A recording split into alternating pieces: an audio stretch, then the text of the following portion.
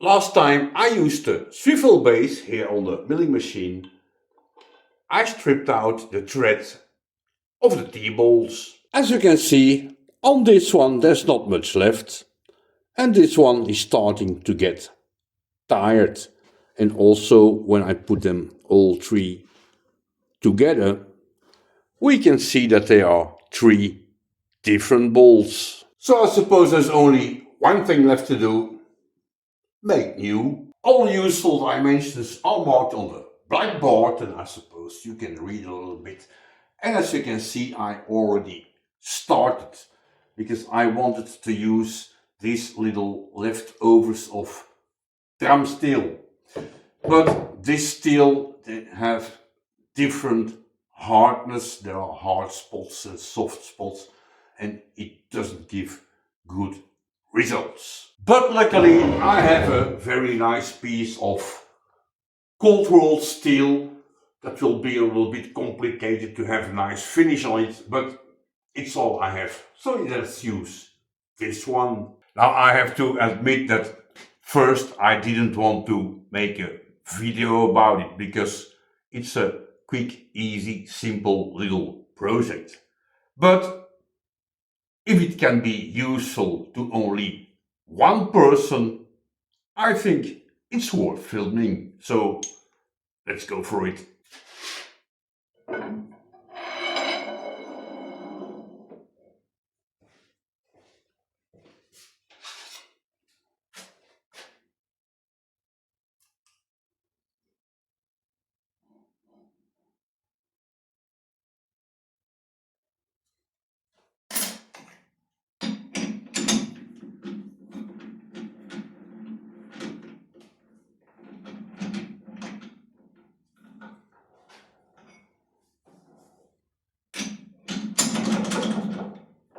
This Celtic lathe is a really nice machine and it works very well.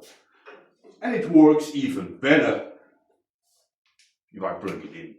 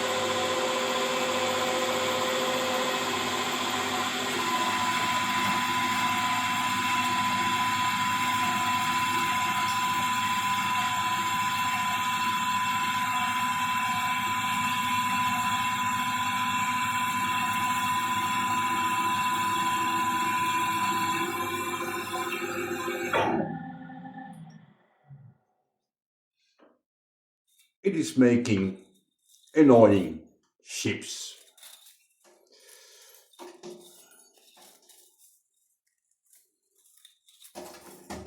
I slowed down the machine a bit. I will run it now at 575 RPM, gave it a little bit more feed and 2mm depth of cut. It's 2mm of the diameter, so real depth only 1.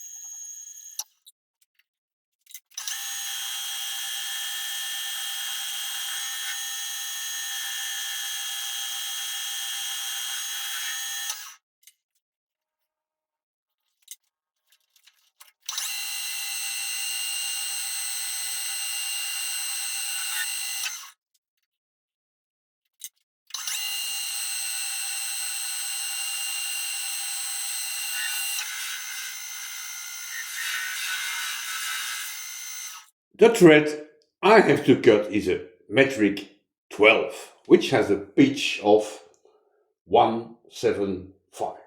175, right here. Which means we have to set the machine at B, D. And here we have E, no problem. And the other one is K. Oh, I'm wrong here. E, yes. And then G, and number 2. All set. Yep.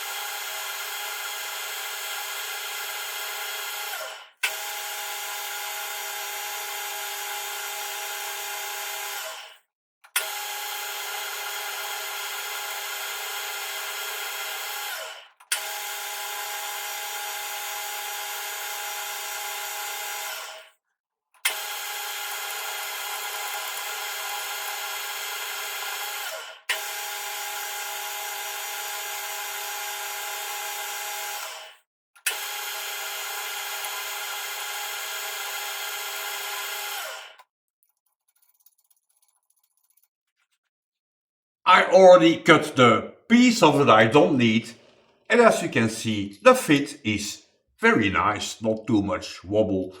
So in theory, I could tell you now that everything went perfect.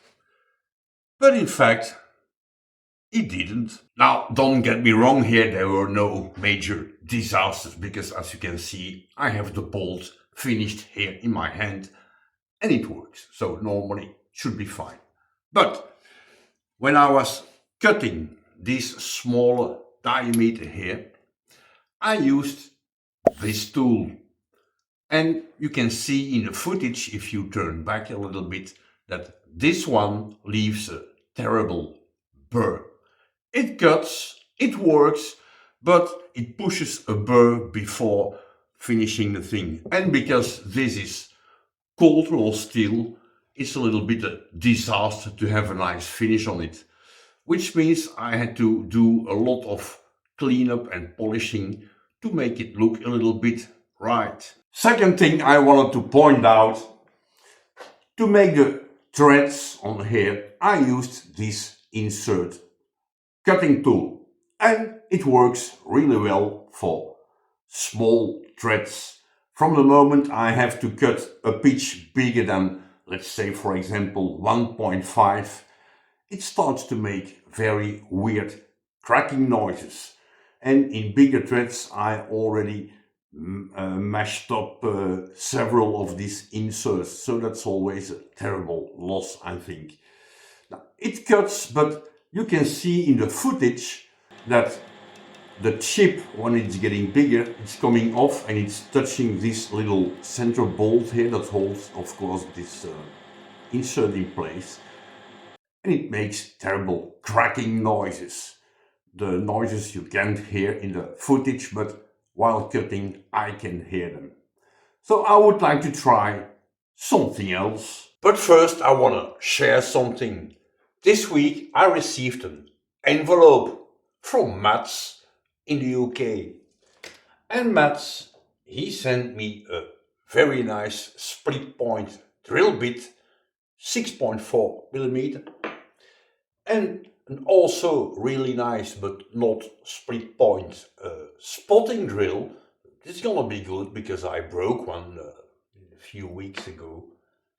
And a full carbide ball and mill 8 mm. Now, Mats, he's a very generous person because it's not the first time he sent me very useful things. So Mats in the UK, thank you again. I'm pretty sure this will be very useful here in the workshop. And now let's continue making T-bolts. I already started making the second bolt. And as you can see, I already cut out the 12 mm diameter. But this time I used what is specified as my finishing tool. It's an insert. It has a smaller tip radius and also a smaller chip radius. And the finish is a tiny bit better, but at least this one doesn't push a burr even at 2 mm depth of cuts. This one on this material worked perfectly fine. So I think this one for this better. Now, to cut the threads, I will use my homemade high-speed steel cutting tool. And as you can see, the tip here, I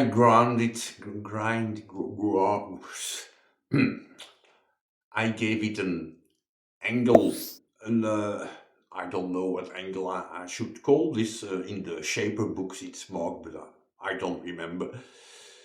And this one gives a very nice chip while cutting. So let's try it on this material.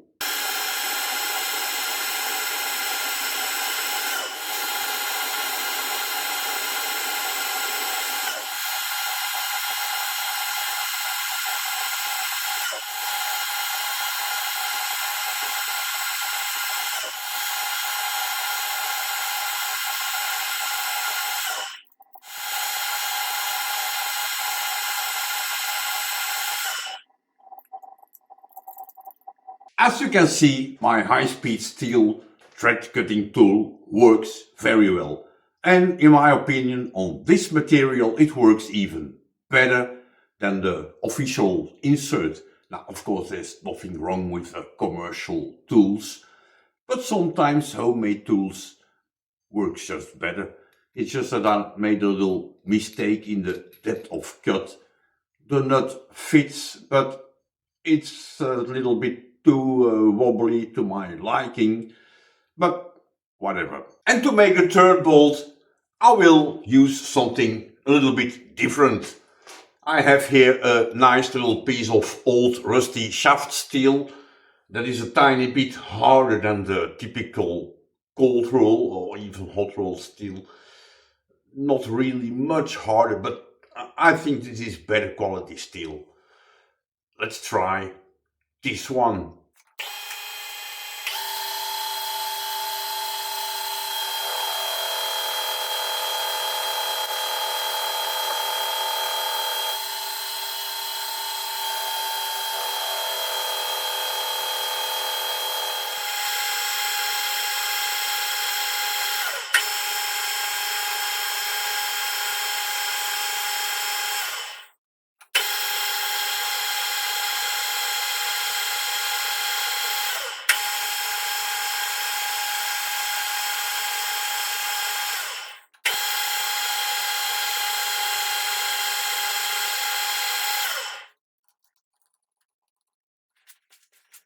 And here they are, all three of them. And as you can see, I wrote some numbers on it because one is the first one I made and this one works perfectly fine.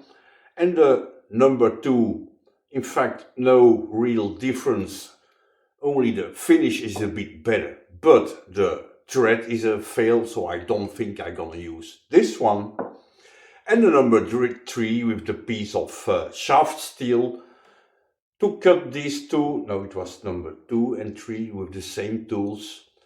In fact, there was absolutely no difference in working the material. So if it was cold rolled steel or something else, I don't know, but I didn't feel any difference. Now, because I don't want to use number 2, I think I'm gonna reuse this one because the fit on the thread is very nice, and why not? So what I'm gonna do off camera, I will cut off this thing here and bring them to thickness, and then I meet you at the shaper to cut the flats.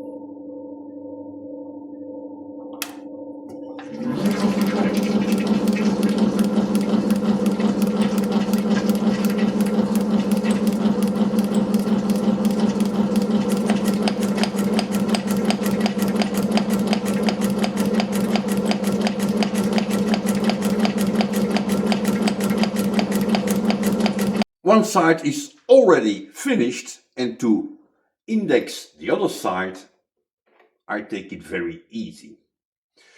I'm not chasing microns here. If these two flats are not perfectly parallel, who cares? So I use a adjustable parallel, which is of course too low. So on top I install a not adjustable parallel, and I just eyeball over here, and it works very well.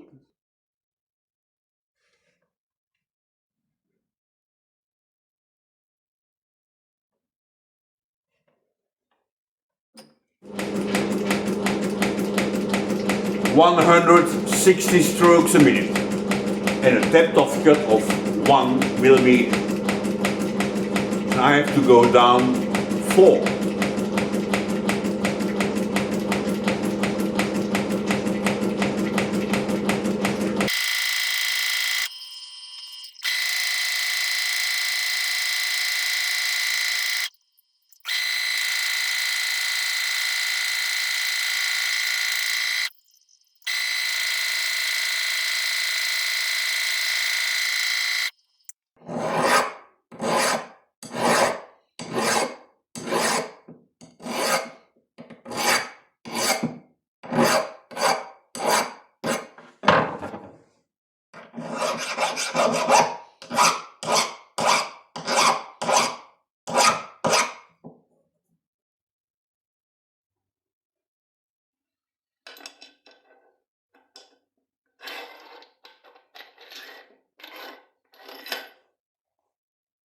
As you could see, they fit very well.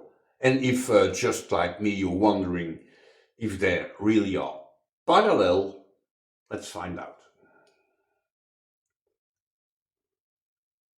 No, but it's really, really close. Of course, for this application, it's not important at all. It's just good to know, that's all.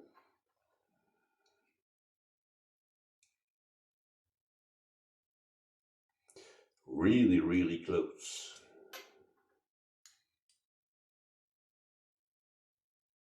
Yeah, same. I'm happy with the result, but does it hold the vise?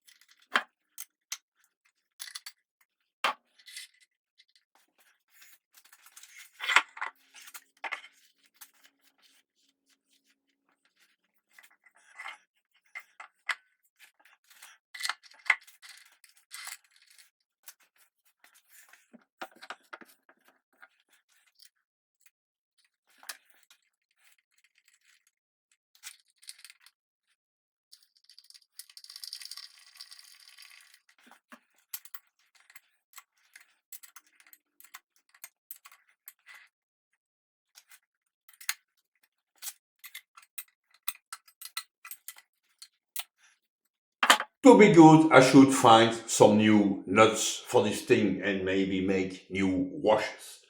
But as you can see, it works.